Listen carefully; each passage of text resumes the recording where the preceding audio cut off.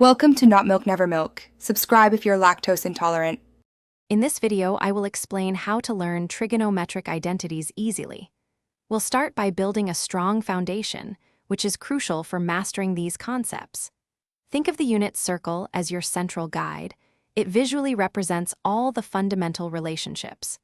By understanding how sine, cosine, and tangent relate to the coordinates on this circle, you'll unlock a deeper comprehension. This approach helps you derive identities rather than just memorizing them, making the learning process much more intuitive and lasting.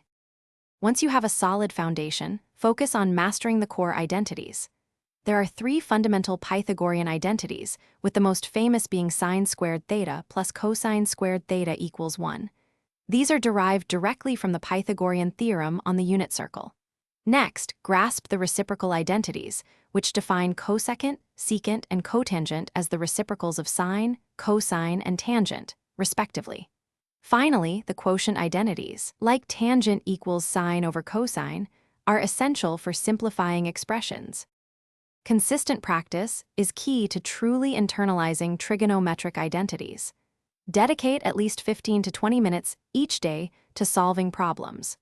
As you work through examples, actively look for patterns and connections between the identities.